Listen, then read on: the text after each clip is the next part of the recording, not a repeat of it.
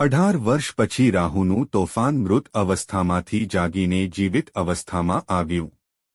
વૃશ્ચિક રાશિની 10 સાચી થનારી ભવિષ્યવાણી જે ઉડાવી દેશે તમારા હોશ। દોસ્તો, ક્યારેક જિંદગીમાં એવી સ્થિતિ આવે છે કે બધું જાણતા હોવા છતાં ચૂપ રહેવું પડે છે।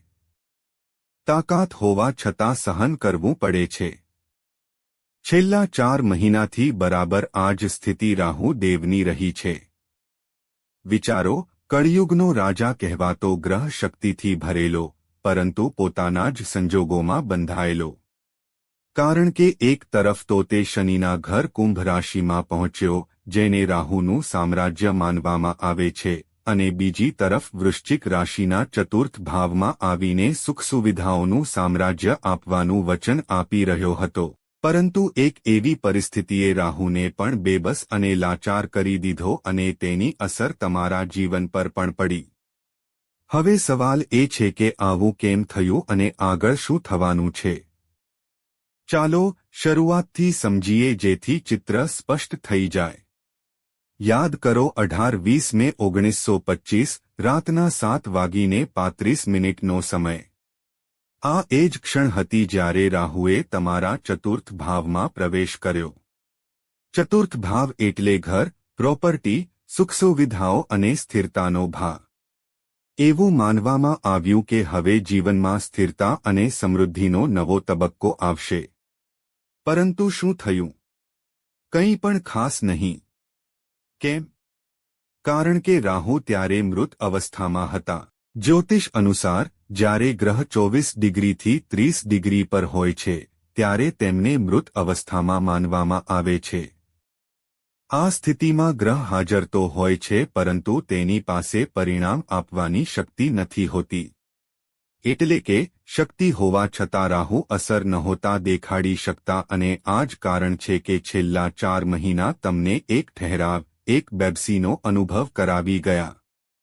પરંતુ વાર્તા અહીં પૂરી નથી થતી, બલકે અસલી વળાંક હવે આવવાનો છે। 2 સપ્ટેમ્બર, હા, આ એ જ તારીખ છે જ્યારે રાહુ 24 ડિગ્રીથી નીચે ઉતરીને 23 ડિગ્રી પર આવી જશે, અને જેવો આ બદલાવ થશે, મૃત અવસ્થા સમાપ્ત થઈ જશે અને રાહુ જાગી જશે। એટલે કે હવે આવવાનો છે અસલી સામ્રાજ્યવાળો સમય।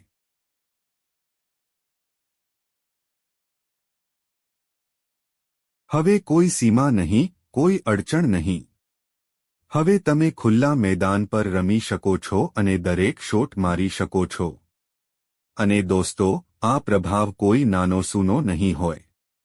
આ અસર રહેશે છેક 5-20 ડિસેમ્બર 1926 સુધી।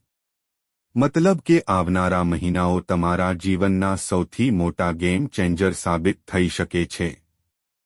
ધ્યાન રાખજો, બધા ગ્રહોને આપણે હવા કે લહેરખી સાથે જોડીએ છીએ, પરંતુ રાહુ ન તો હવા છે ન તો હવાની લહેરખી। રાહુ તોફાન છે, અને હવે આ જ તોફાન તમારા જીવનમાં ઉઠવાનું છે। સવાલ એ છે કે આ તોફાન તમને ક્યાં સુધી ઉડાવીને લઈ જશે? આ જ તમારે સમજવાનું છે। હવે સાંભળો અસલી રહસ્ય। રાહુ તમારા ચતુર્થ ભાવ પર બેઠા છે અને અહીંથી તેમની 3 શક્તિશાળી દૃષ્ટિઓ પડી રહી છે। પહેલી દૃષ્ટિ અષ્ટમ ભાવ પર, બીજી દૃષ્ટિ દશમ ભાવ પર અને 9મી દૃષ્ટિ દ્વાદશ ભાવ પર। હવે આ દૃષ્ટિઓની અસર શું થશે? ક્યાં થશે વિસ્ફોટ? કઈ રીતે બદલાશે તમારી કિસ્મત? દોસ્તો, આ સમજવું ખૂબ જરૂરી છે, કારણ કે આ જ રાહુની અસલી શક્તિ છે। તો ચાલો દોસ્તો, વિલંબ કર્યા વિના જાણીએ રાહુના જીવિત અવસ્થામાં આવવાની એ 10 મોટી સાચી થનારી ભવિષ્યવાણી। પરંતુ વિડીયોમાં આગળ વધતા પહેલા કોમેન્ટ બોક્સમાં સાચા દિલથી લખો જય માતા દી, હર હર મહાદેવ, અને વિડીયોને એક લાઇક કરીને વિડીયોને હાઇપ જરૂર કરો। ચેનલ પર નવા છો તો સબસ્ક્રાઇબ જરૂર કરજો। પહેલી ભવિષ્યવાણી, વૃશ્ચિક રાશિની પહેલી મોટી ભવિષ્યવાણી શું કહે છે? ધ્યાનથી સાંભળો। દોસ્તો, ચતુર્થ ભાવ પર રાહુનો પ્રવેશ સાંભળવામાં સામાન્ય લાગી શકે છે, પરંતુ આ ક્ષણ ખૂબ જ ખાસ છે। કેમ? કારણ કે પૂરા 18 વર્ષ પછી રાહુએ વૃશ્ચિક રાશિના ચતુર્થ ભાવમાં પોતાની મજબૂત સ્થિતિ બનાવી છે. આ કોઈ સામાન્ય ઘટના નથી. આ એક પરિવર્તનનો સંકેત છે અને સાંભળો, આ ગોચર પૂરા 18 મહિના સુધી ચાલશે. 4 મહિના પહેલા તેની શરૂઆત થઈ ચૂકી છે અને હવે જે સમય બચ્યો છે તે તમને જિંદગીના સૌથી મોટા અવસર આપવાનો છે. ચતુર્થ ભાવનું સક્રિય થવું મતલબ માત્ર ઘર કે સુખની વાત નથી. આનો મતલબ છે તમારા જીવનમાં સ્થિરતા, સમૃદ્ધિ અને ઊંડા પરિવર્તન. જે લોકો લાંબા સમયથી પ્રોપર્ટીને લઈને વિચારી રહ્યા હતા, ખરીદવા માંગે છે, વેચવા માંગે છે, તેમના માટે આ સમય સુવર્ણ તક લઈને આવ્યો છે. આવનારા 2026 સુધી આ પ્રભાવ એટલો મજબૂત રહેશે કે તમે તમારી સપનાની પ્રોપર્ટીને લઈને નિર્ણય લઈ શકો છો અને તેના પર લાભ પણ મેળવશો. પરંતુ વાત અહીં જ પૂરી નથી થતી. આ ગોચર સાથે જોડાયેલું એક બીજું રહસ્ય છે જ્ઞાન અને શિક્ષણનું વરદાન. હા, આ સમયે તમારા જીવનમાં કંઈક નવું જ્ઞાન, નવી સમજ અને નવી શીખ પ્રવેશ કરવાની છે. આ એ જ્ઞાન હશે જે તમારા લક્ષ્યને પ્રાપ્ત કરવામાં તમારી સૌથી મોટી તાકાત બનશે. જરા વિચારો, જ્યારે સમુદ્ર મંથન થયું હતું અને રાહુએ અમૃતપાન કર્યું હતું, ત્યારે તેની નજર માત્ર એક જ વસ્તુ પર હતી, અમૃતનો કળશ. તે કોઈપણ સંજોગોમાં પોતાના લક્ષ્યથી ભટક્યો નહીં. બરાબર એ જ રીતે હવે ચતુર્થ ભાવમાં બિરાજમાન રાહુ તમને એક એવું ફોકસ આપશે, એક એવો દૃઢ સંકલ્પ આપશે કે તમે તમારા લક્ષ્ય સુધી પહોંચીને જ શ્વાસ લેશો. યાદ રાખજો, આ સમય તમને દિશા આપવા આવ્યો છે. સુખ, સંપત્તિ, જ્ઞાન અને લક્ષ્ય, ચારે ક્ષેત્રોમાં રાહુ તમારા માટે દ્વાર ખોલી રહ્યા છે અને જે આ માર્ગને સમજી લેશે તે આવનારા સમયમાં સૌથી મોટો વિજેતા કહેવાશે. બીજી ભવિષ્યવાણી. હવે આવે છે દોસ્તો, સૌથી ખાસ ભવિષ્યવાણી. હવે જરા આ દૃષ્ટિઓ પર ધ્યાન આપો. રાહુએ પોતાની પહેલી દૃષ્ટિ અષ્ટમ ભાવ પર નાખી છે અને અષ્ટમ ભાવ આ કોઈ સાધારણ સ્થાન નથી. આ છે બાધાઓનું ઘર, અડચણોનું પ્રતીક, એ જગ્યા જે જીવનમાં મુશ્કેલીઓ, અવરોધ, તણાવ અને માનસિક દબાણને દર્શાવે છે. પરંતુ રાહુ અહીં શું કહી રહ્યો છે? રાહુ ગર્જના કરી રહ્યો છે. હવે મારા પગમાં કોઈ સાંકળ નથી રહી. એટલે કે એ બધી બેડીઓ જે તમને રોકી રહી હતી, હવે તૂટવાની છે. એ બધા બંધનો જે તમને કેદ કરીને બેઠા હતા, હવે સમાપ્ત થવાના છે. અને આ જ છે અસલી શક્તિ, અષ્ટમ ભાવનું રહસ્ય, કારણ કે આ ભાવ માત્ર અડચણોનો જ નહીં, પરંતુ બદલાવનું પણ પ્રતીક છે અને રાહુ બદલાવનો માસ્ટર છે. તો સાંભળો, આવનારો સમય તમારા માટે શું કહી રહ્યો છે. હવે તમે ત્યાં જ નહીં અટકી રહો જ્યાં અટકેલા હતા. હવે સહન નહીં કરવું પડે. હવે તમે આગળ વધશો અને માત્ર વધશો જ નહીં, પરંતુ એક નવા આયામ, નવી ઊંચાઈ, નવી દિશાને પ્રાપ્ત કરશો. રાહુના ગુણ, તેની શક્તિ, હવે આ બધું તમારા જીવનમાં પ્રવાહિત થવાનું છે અને આનો મતલબ છે અડચણોથી મુક્તિ, મુશ્કેલીઓથી આઝાદી અને એક એવો રસ્તો જ્યાં જીત તમારી રાહ જોઈ રહી છે. ત્રીજી ભવિષ્યવાણી.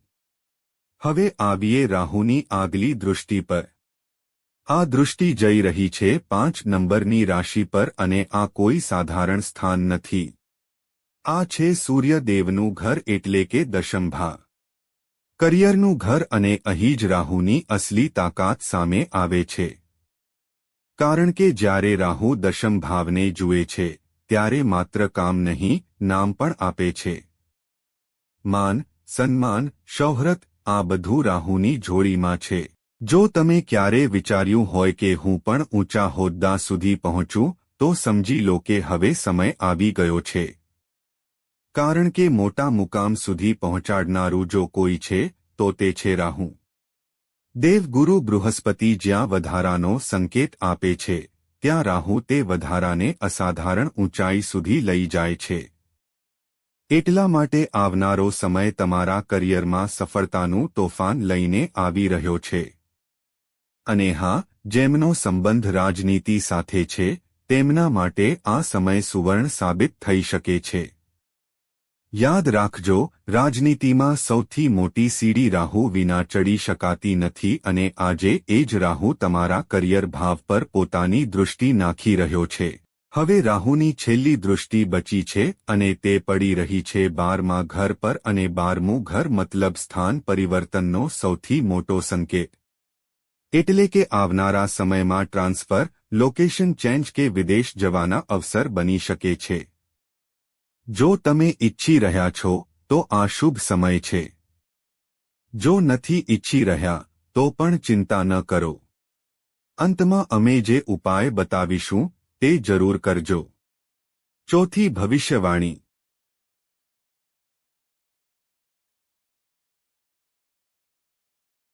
હવે વાત કરીએ રાહુની છેલ્લી દૃષ્ટિની અને આ દૃષ્ટિ પડી રહી છે 12મા ઘર પર. આ કોઈ મામૂલી ઘર નથી. આ છે નિવેશનું ઘર અને ખાસ વાત એ કે રાહુ પોતે નિવેશ કરાવનારો ગ્રહ છે.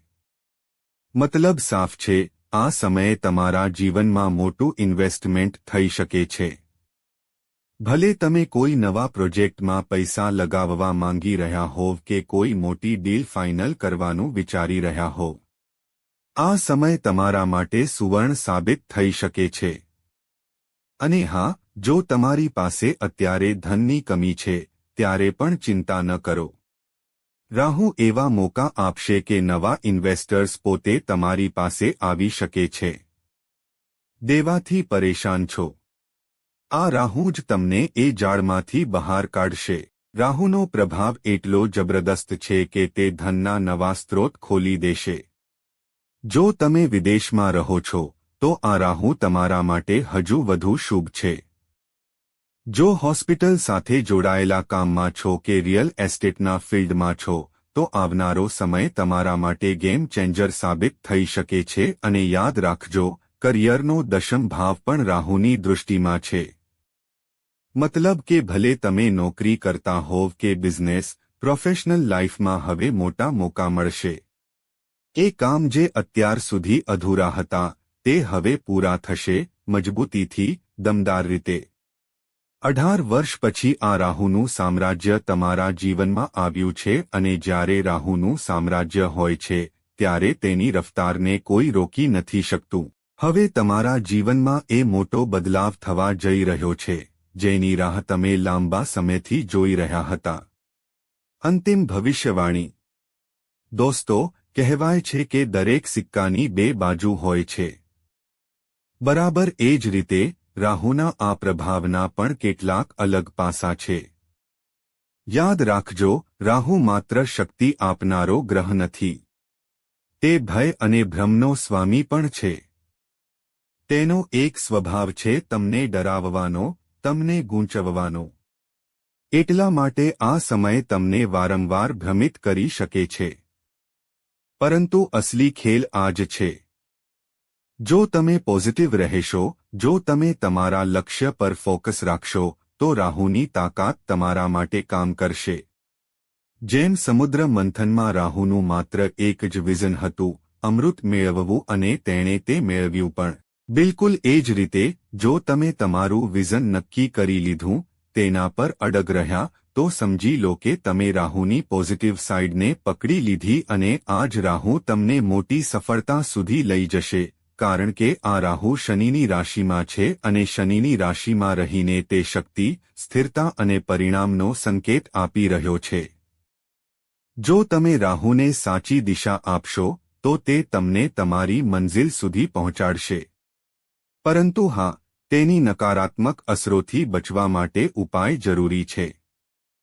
ભગવાન શિવની આરાધના કરો. રુદ્રાભિષેક કરો. મહાદેવ પર જળ અર્પણ કરો. કારણ કે રાહુ હંમેશા શિવની સામે નતમસ્તક થાય છે.